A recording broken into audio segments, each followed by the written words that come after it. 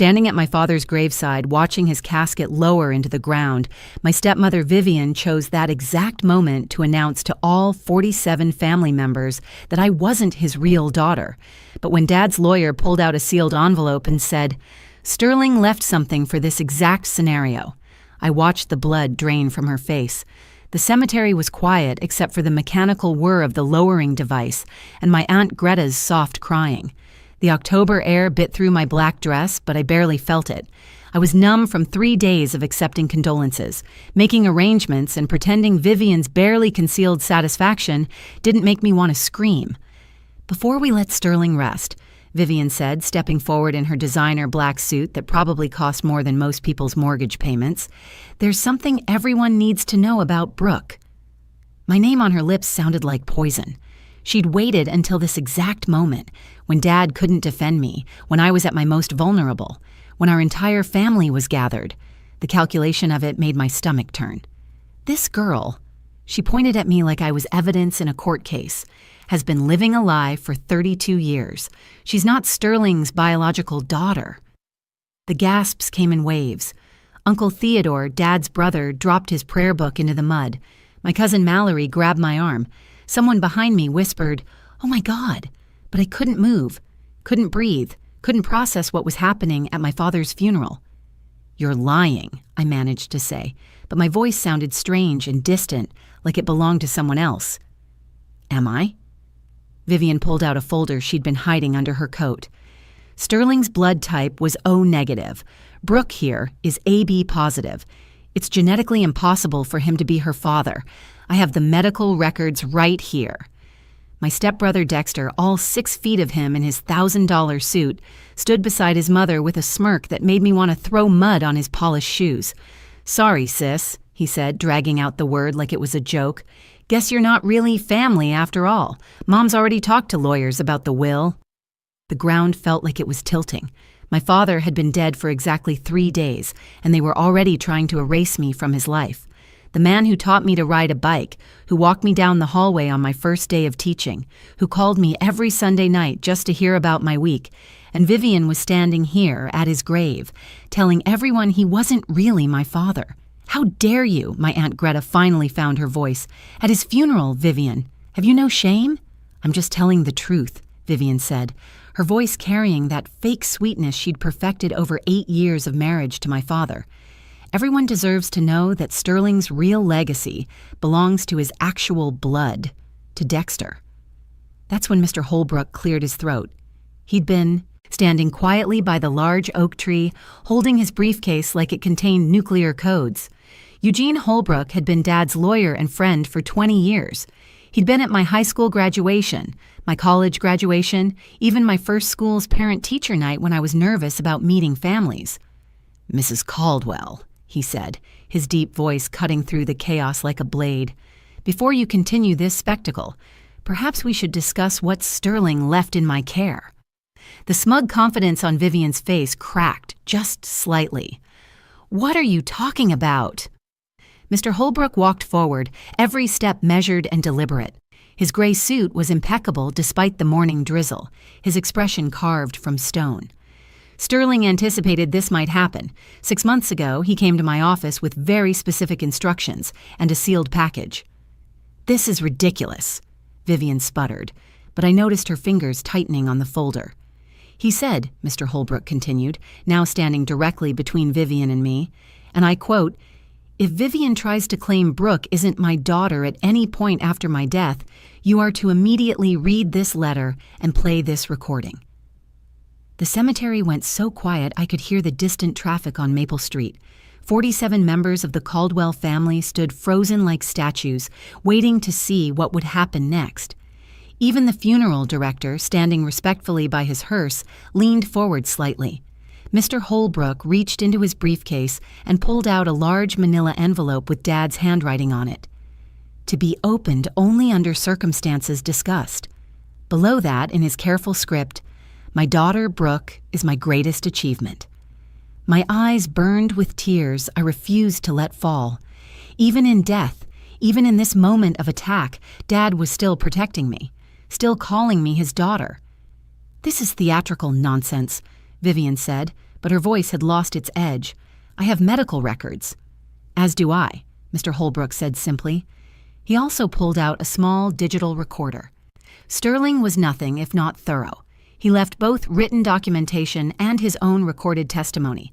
"So tell me, Mrs. Caldwell, would you like me to read the letter first, or shall we hear Sterling's own voice explain the truth about who is and isn't his biological child?"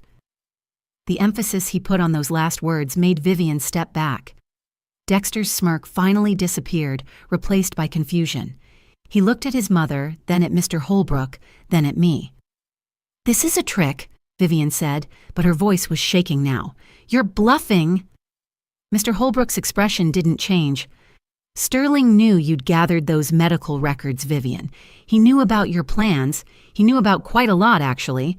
That's why he made sure I had everything needed to protect his daughter from what he called posthumous character assassination."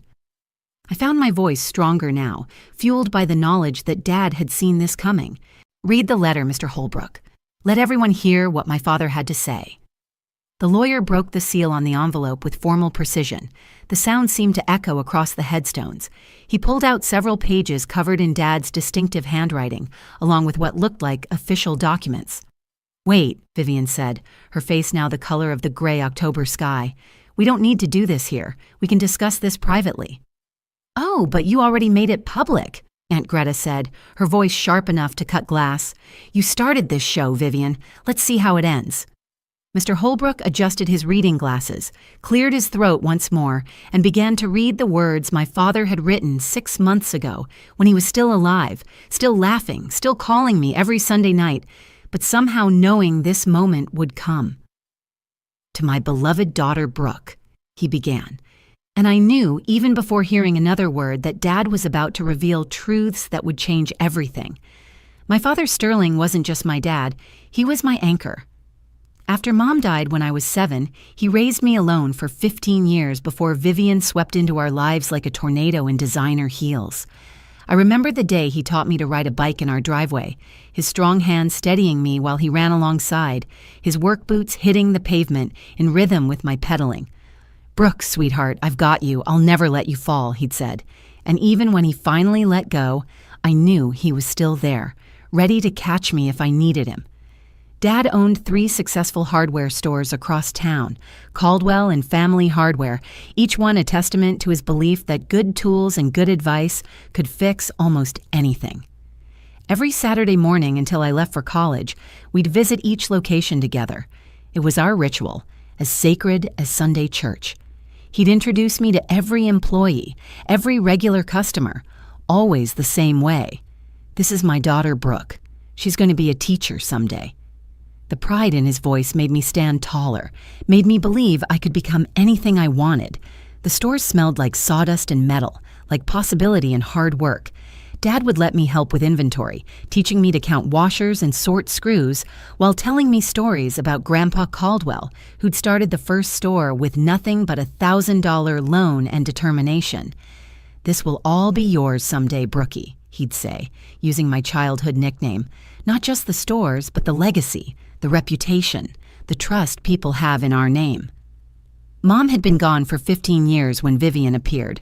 I was 22, fresh out of college, starting my first teaching job at Riverside Elementary. Dad met her at a Chamber of Commerce dinner. She was new in town, she said, starting over after a difficult divorce. She had a young son named Dexter, just starting high school, and she was looking for stability, for a good man who could be a father figure. Dad fell hard. After years of casual dates that never went anywhere, of well-meaning setups from friends that always ended with him saying, "She's lovely, but she's not Angela," suddenly he was bringing Vivian to Sunday dinners, taking her to the stores, introducing her to our life. She was beautiful in that polished way that made other women feel underdressed. Blonde hair that was never out of place, nails that were always perfectly manicured, clothes that whispered money even when she claimed to be struggling. She laughed at Dad's hardware store jokes, praised his business sense, and told him constantly how lucky she felt to have found him. "I want you to like her, Brooke," Dad had said one evening, just the two of us on the back porch. "I know nobody can replace your mother. I'm not trying to do that. But Vivian makes me happy, and Dexter needs stability. That boy's had a rough time with his father abandoning them. So I tried. I really tried. I welcomed Vivian, helped Dexter with his homework, included them in our traditions. But something was off from the beginning. The way Vivian's smile never quite reached her eyes when she looked at me. How she'd rearranged the living room photos so pictures of Mom were less visible. The way she'd mentioned the store's value during casual conversations, always followed by a laugh and, not that it matters, of course. After they married, the changes came slowly at first. "Brooke, honey," she'd say with her saccharine smile, "wouldn't you be more comfortable eating in your room while Dexter and I help Sterling with the business plans?" Or, "Oh, did Sterling not mention? We're changing the Saturday store visits. Dexter needs that time with his new father." Each exclusion was small, reasonable on its own, but together they pushed me further from the center of my father's life. Dexter was worse. At 15, he was already taller than me, with his mother's sharp features and calculating eyes. He'd make comments about being Dad's only son, about carrying on the Caldwell name, about how the stores needed a man's touch to stay competitive. Dad never heard these comments. Dexter was too smart for that. Around Dad, he was the perfect stepson, eager to learn, respectful, grateful. But Dad wasn't fooled, not entirely. He made sure our Saturday tradition continued, just earlier in the morning. "Nobody replaces my Brookie," he'd said firmly when Vivian suggested I was too old for such things.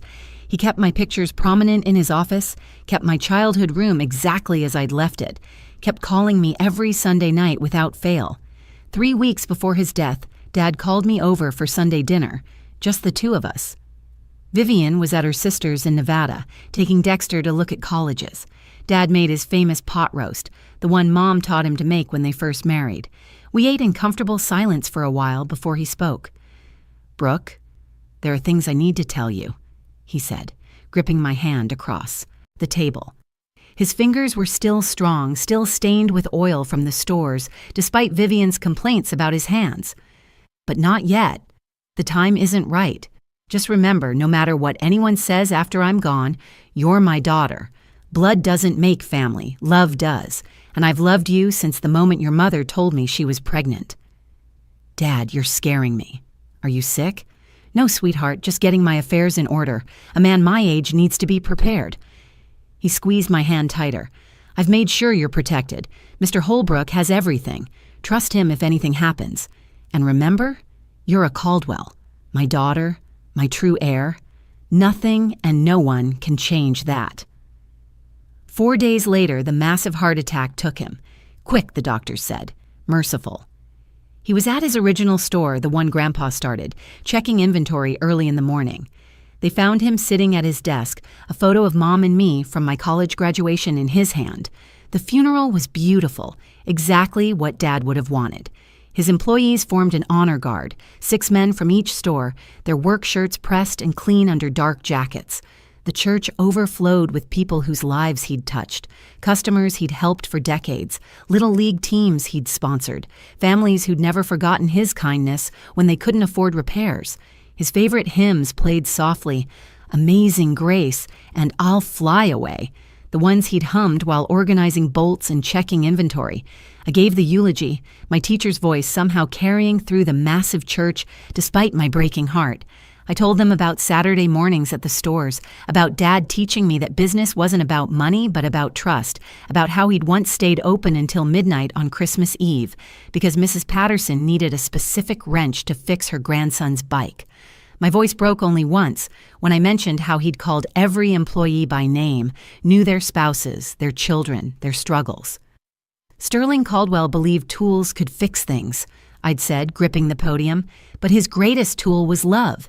He fixed broken hearts with patience, broken spirits with kindness, and broken families with acceptance. He was my father, my hero, my best friend. Vivian sat in the front row wearing a black Chanel suit that probably cost more than most people spent on their entire funeral wardrobe.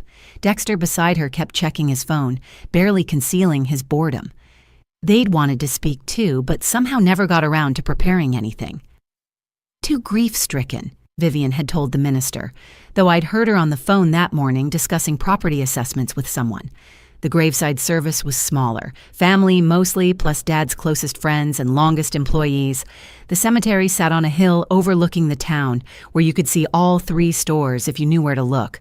October had turned the trees brilliant orange and gold, Dad's favorite season. God's way of showing off, he used to say. As the pastor finished his final prayer, as we all whispered, Amen, as the funeral director stepped forward to hand out roses for the casket, Vivian stood up, not to take a rose, not to say goodbye, but to make an announcement. Before we leave Sterling to rest, she said, her voice cutting through the reverent silence like a chainsaw through pine, there's something everyone needs to know, something Sterling kept hidden because of misguided loyalty. Brooke has been living a lie her entire life. My Aunt Greta gasped so sharply I thought she might faint. Uncle Theodore, Dad's younger brother, dropped his prayer book into the mud. The pastor looked bewildered, unsure whether to intervene. Vivian continued, now looking directly at me with eyes cold as January ice. I found documents while going through Sterling's papers, medical records he'd hidden in his desk. Brooke isn't his biological daughter. Her mother had an affair. Sterling knew all along but kept this secret, letting this girl inherit what should belong to his real family, to Dexter, his actual blood. That's not true, I shouted, my legs trembling so hard my cousin Mallory had to grab my arm to keep me upright. Dad would have told me if that were true. We didn't have secrets. Would he? Vivian pulled out a folder she'd been hiding under her coat. Your blood types don't even match, dear. Sterling was O negative. It's right here on his medical alert bracelet, the one he wore every day. She held up Dad's bracelet, the one they'd removed at the hospital, the one I'd bought him for Father's Day 10 years ago. You're AB positive. I have your blood donation record from that teacher's blood drive you did last spring. It's genetically impossible for Sterling to be your father. The crowd erupted. Whispers turned to discussions, turned to arguments. Is that true? The blood types don't lie. Poor Brooke. How could Sterling keep such a secret? Dexter stood beside his mother, his smirk so satisfied I wanted to scream. Sorry, sis, he said, loud enough for everyone to hear, dragging out the word like it physically hurt him to say it. Guess you're not family after all. Mom's already talked to lawyers about contesting the will. The stores should go to actual blood family, to me. You've been planning this, I said, my voice stronger now, fueled by rage. Dad's been dead 3 days and you're trying to steal his legacy? Steal? Vivian's laugh was sharp and bitter. We're trying to preserve it for his real family. Sterling was too soft-hearted to do what needed to be done while he was alive, but I won't let his misguided sympathy give away what belongs to Dexter. My Uncle Theodore found his voice. Vivian, this is obscene. The man isn't even in the ground yet. The truth doesn't care about timing, she replied. I have documentation, medical records, blood type charts, even found a letter in Angela's things that Sterling had kept, talking about a coworker named Patrick she'd grown close to before Brooke was born. Each word was a calculated strike, designed to destroy not just my inheritance, but my entire identity. The mourners were dividing now, some moving closer to me in support, others stepping back as if I'd become contaminated by this revelation. Sterling raised her, Aunt Greta said firmly. That makes her his daughter. Legally, perhaps, Vivian said, but morally, ethically? Should the Caldwell family legacy go to someone who doesn't carry Caldwell blood? When there's Dexter, who Sterling chose to raise these last 8 years, who actually learned the business, who carries the chromosome to pass on the family name. That's when Mr. Holbrook cleared his throat. Mrs. Caldwell, Mr. Holbrook said, his voice cutting through the chaos with the authority of someone who'd spent 40 years in courtrooms. Before you continue this display, perhaps we should discuss the letter Sterling left with me. Vivian's confidence wavered like a candle flame in wind. What letter? Mr. Holbrook approached the grave with measured steps, his polished shoes somehow avoiding the mud that had caught everyone else. He carried his briefcase like it contained state secrets, his face revealing nothing. Eugene Holbrook had been more than Dad's lawyer. He'd been his friend since before I was born, the best man at my parents' wedding, the one who'd helped Dad navigate Mom's estate after cancer took her. Sterling anticipated this might happen, Mr. Holbrook said, now standing where the pastor had been, commanding the same reverence. He came to me 6 months ago with specific instructions and a sealed package. He was quite thorough in his preparations. "This is ridiculous," Vivian sputtered, her knuckles white as she clutched her folder of evidence. "I have proof right here. Medical records don't lie." "Indeed they don't," Mr. Holbrook agreed calmly. He pulled out a large manila envelope and a small digital recorder from his briefcase. Sterling said, and I quote, "If Vivian tries to claim Brooke isn't my daughter at any point after my death, you are to immediately read this letter and play this recording. Do it publicly, Eugene. Don't let her poison people's minds in private."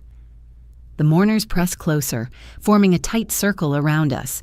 Even the funeral director abandoned professional distance to lean in. Dexter's smirk had disappeared completely, replaced by confusion as he looked between his mother and the lawyer. "This is some kind of trick," Vivian said, but her voice had lost its commanding tone. "You're bluffing." "Sterling knew about your research, Vivian," Mr. Holbrook continued. "He knew you'd been to the hospital requesting his medical records. He knew you'd accessed Brooke's blood donation information through your friend who works at the Red Cross. Yes, he knew about Patricia helping you. He knew about your meetings with estate lawyers 3 months before his death." My mind was racing. Dad had known? He'd known what Vivian was planning and hadn't told me? But then I remembered that dinner 3 weeks ago, his grip on my hand, his words about being prepared, about trusting Mr. Holbrook. If Sterling knew I had concerns about Brooke's parentage, then he should have addressed them while alive, Vivian said, trying to regain control, not through some theatrical reading after his death. "Oh, but he did address them," Mr. Holbrook said. "He addressed them quite thoroughly. He spent considerable time and resources investigating not just Brooke's parentage, but everyone's in this family. The results were illuminating." The way he said everyone's made Vivian step backward, her heel sinking into the soft ground. Dexter moved away from his mother slightly, uncertainty crossing his features for the first time. "Shall I read the letter first, or would you prefer to hear the recording?" Mr. Holbrook asked, holding up both items. "Sterling was specific that I should give you the choice, Vivian. He said you always like to feel in control." "I don't have to listen to this," Vivian said, starting to turn away. "No, you don't," Mr. Holbrook agreed, "but everyone else does. And if you leave now, you won't hear Sterling's evidence about Dexter's parentage. You won't hear about the DNA test he had done. You won't hear about Rex." Vivian froze. The name Rex had turned her to stone. "Who's Rex?" Dexter asked, his voice cracking slightly. I found my voice then, stronger than I'd expected. "Read the letter, Mr. Holbrook. Let everyone hear what my father had to say." My Aunt Greta moved to stand beside me, her hand finding mine. Uncle Theodore flanked my other side. The Caldwell family was literally closing ranks around me, and that simple gesture made my eyes burn with unshed tears. Mr. Holbrook broke the seal on the envelope with formal precision. Inside were several pages of Dad's distinctive handwriting, the same careful script that had written, "Great job," on my report cards, "Love you, Brookie" on birthday cards, "So proud" on the photo from my college graduation. "Before I begin," Mr. Holbrook said, "I should note that Sterling had all of these documents notarized and witnessed. He also had copies sent to 3 separate law firms to be released to the media if anyone contests what I'm about to read."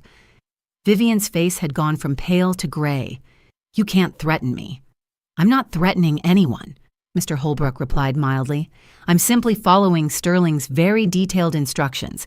He wanted to make sure the truth came out, all of it, if anyone tried to hurt his daughter after he was gone." He adjusted his reading glasses and cleared his throat. The cemetery was so quiet I could hear the flag on Dad's casket fluttering in the breeze. "To my beloved daughter Brooke, and to all present," Mr. Holbrook began reading, and Dad's words seemed to fill the air, like his presence had filled every room, warm and strong and absolutely certain. "If you're hearing this, then Vivian has done exactly what I feared. She's tried to use partial truths to destroy my daughter's life. So let me share the complete truth. documented and verified, about the parentage of everyone involved in this sad drama. Dexter had gone very still. Vivian looked like she might run, but she was surrounded by mourners, trapped by the very audience she'd wanted for her revelation. Yes, I knew about the blood types, Mr. Holbrook continued reading. I've known since Brooke was 8 years old, when she needed emergency surgery after falling from her bike. My mind flashed back to that accident, the emergency room, Dad's terrified face as they wheeled me into surgery, how he'd prayed harder than I'd ever seen him pray. Mr. Holbrook continued reading Dad's letter, his voice steady and clear. What Vivian doesn't know is that I had a vasectomy 3 years before I met her, following my late wife Angela's difficult pregnancy with Brooke.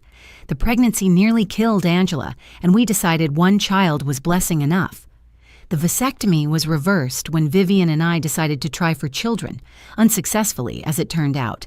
However, Dexter was already 5 when I met Vivian. I have DNA proof that Dexter is not my biological son, but I raised him as my own because that's what fathers do. Vivian's face had gone from white to green. That's impossible. You're making this up. Sterling never said anything about a vasectomy. There's more, Mr. Holbrook said, continuing to read. I knew from the day I married Vivian that Dexter wasn't mine. It was mathematically impossible. But I loved that boy anyway, tried to raise him right, tried to teach him the value of hard work and honesty, though I'm not sure those lessons took hold. Dexter stumbled backward, his confident facade crumbling. Mom, what is he talking about? Vivian couldn't even look at her son. Her carefully constructed plan was collapsing around her like a house of cards in a hurricane.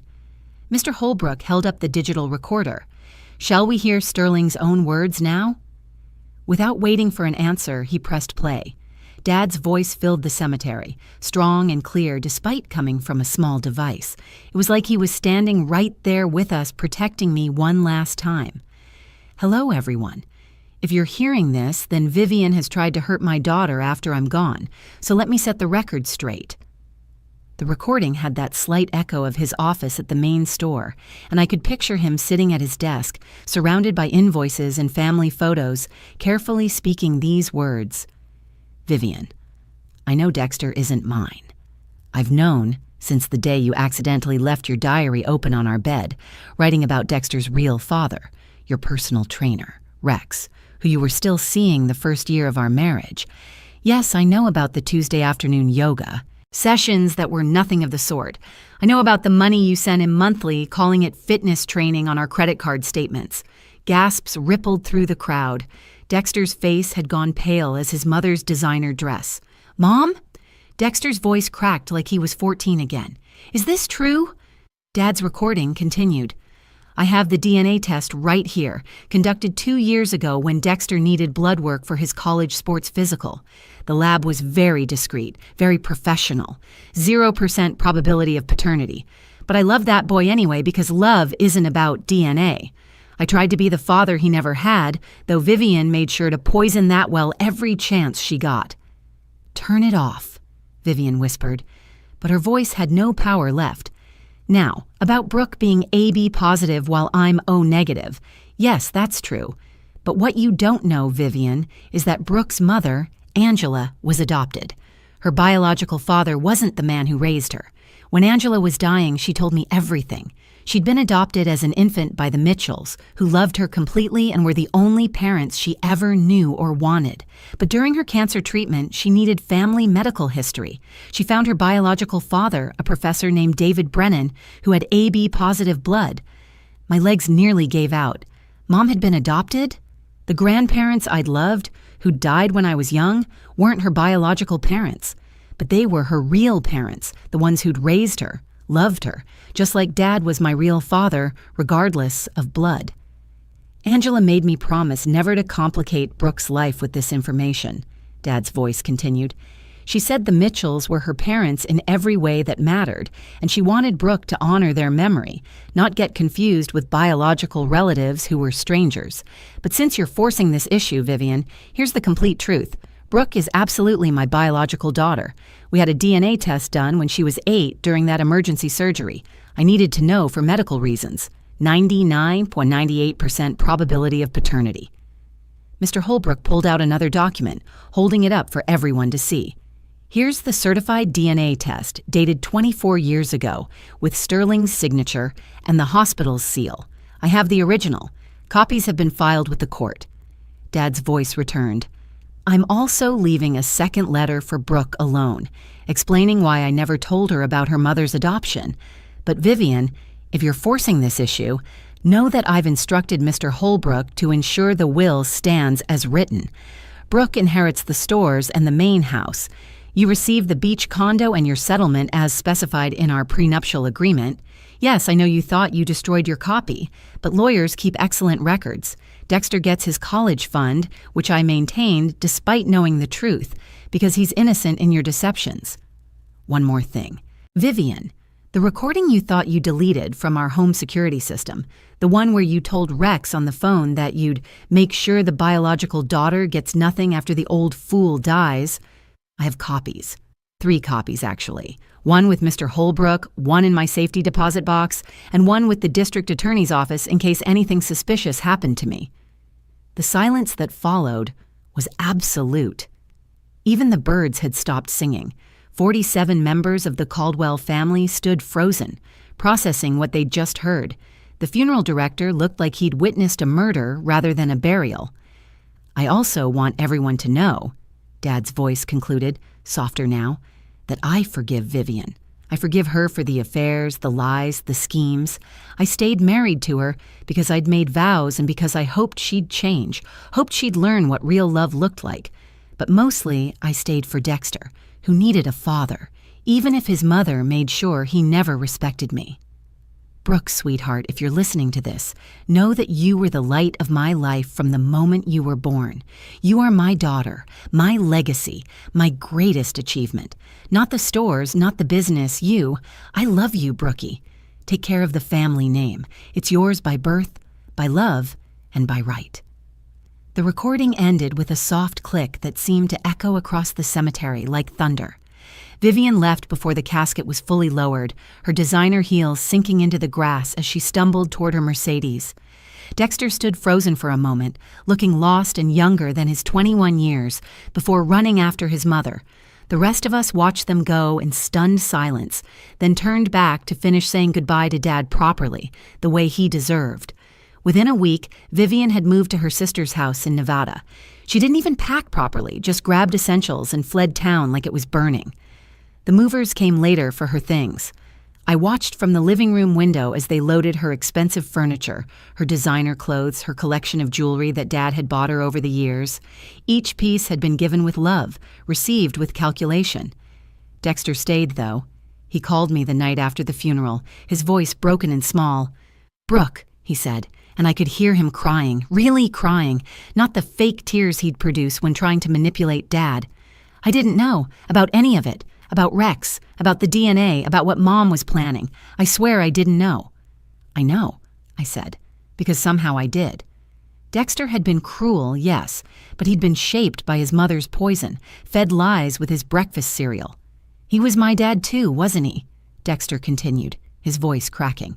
Even though he knew I wasn't his, even though Mom was awful to him, he still came to my games. He still taught me about the business. He still called me son.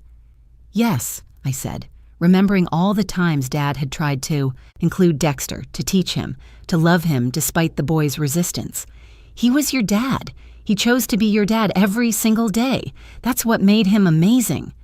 I'm sorry, Dexter whispered, for everything, for how I acted, for what I said at the funeral, for all of it. I'm so sorry. That conversation changed everything. Dexter moved back from his mother's influence and asked if he could help at the stores. Not to take over, not to claim inheritance, just to work, to learn, to honor the man who'd been more of a father to him than anyone else ever had. I gave him a job at the original store, starting at the bottom, just like Dad had made me do when I was 16. Dexter worked hard, harder than I'd ever seen him work at anything. The employees were suspicious at first, remembering his attitude when he'd visited with Vivian, but he won them over with genuine effort and humility. 6 months later, we were having dinner at the house. My house now, though I still couldn't think of it that way. Dexter had become a regular dinner guest, then gradually a friend, then somehow, impossibly, an actual brother. "I found something," he said, pulling out an envelope. "Mom left it behind when she ran. It's from Sterling, dated 2 years ago." The letter was addressed to Dexter in Dad's handwriting. Inside, it said, "Dexter, I don't know if you'll ever read this, but I need you to know that biology doesn't define us. I'm not your biological father, but I chose to be your dad. It wasn't always easy. You resisted me at every turn, poisoned by your mother's bitterness. But I saw glimpses of who you could be. During that science project we worked on together, when you helped Mrs. Patterson load lumber even though your friends were waiting, when you thought no one was looking and you were kind to the new stock boy. Those moments gave me hope. You're not responsible for your mother's choices or for who your biological father was. You're responsible for who you choose to become. I hope someday you'll understand that love isn't about blood. It's about showing up, staying when it's hard, choosing family every single day. I chose you, Dexter. Despite everything, I chose you. I hope someday you'll choose us back." "Sterling," Dexter cried, reading it. So did I. We sat at Dad's kitchen table, 2 kids who'd lost the only father either of us had ever really known, and finally became the siblings he'd always hoped we'd be. The stores are thriving now. I kept all Dad's employees, and they've embraced both Dexter and me as Sterling's kids. No qualifiers, no real or step, just his kids. Dexter manages the original store now, the one Grandpa Caldwell started, and he's good at it. He has Dad's patience with customers, his memory for names and faces. I still teach 3rd grade at Riverside Elementary. Dad was right. I was meant to be a teacher. But I go to the stores every Saturday morning, just like we used to. Sometimes Dexter joins me. We walk through each location, checking on things, talking to employees and customers, keeping Dad's legacy alive. I found Dad's second letter to me, tucked in my old childhood jewelry box, placed there by Mr. Holbrook the day after the funeral. It was pure Dad, loving, protective, honest. "My dearest Brooke, if you're reading this, Vivian has forced truths into the light that I'd hoped to spare you from. Your mother's adoption doesn't change who your grandparents were, the ones who loved her, who loved you." The Mitchells raised Angela with such love that she never felt the need to find her biological parents until cancer forced her to seek medical history. That's the power of chosen family. What matters most is this: from the moment I first held you, you were mine. Not because of DNA, but because I chose you, fought for you, loved you. Every Saturday at the stores, every homework session, every proud moment at your teaching graduation. That was real. That was us. I kept Vivian's secrets about Dexter because I hoped she'd find her way to being the mother he deserved. I kept your mother's story because she asked me to, but I never kept secrets about my love for you. That was always true, always real, always infinite.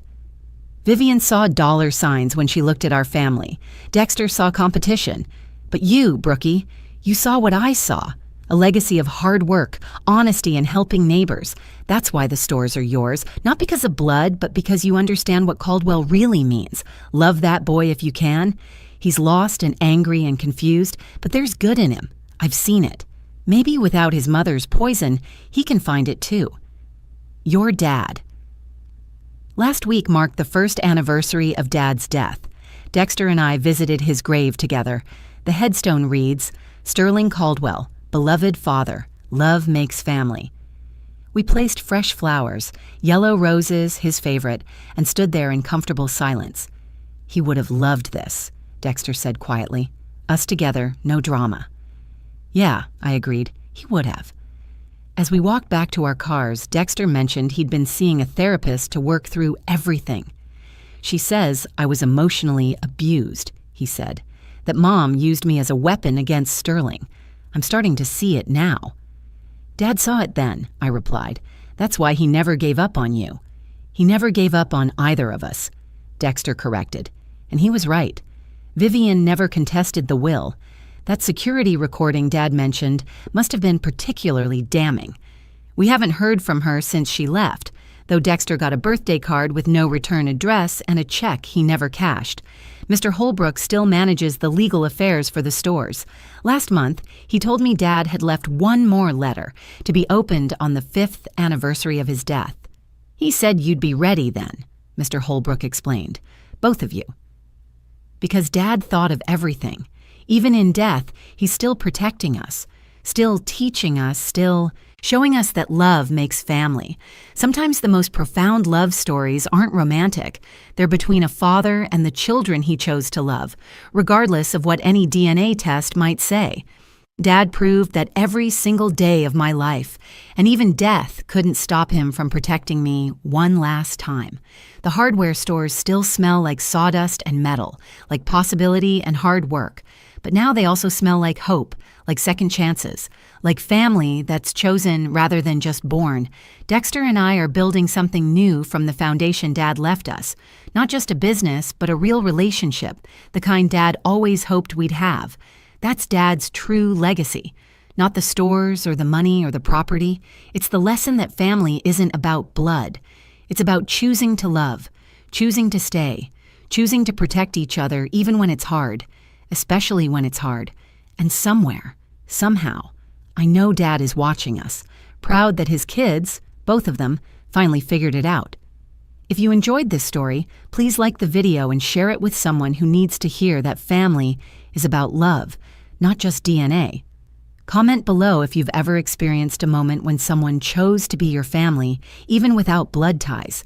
And don't forget to subscribe to our channel for more powerful stories about love, redemption, and the families we choose.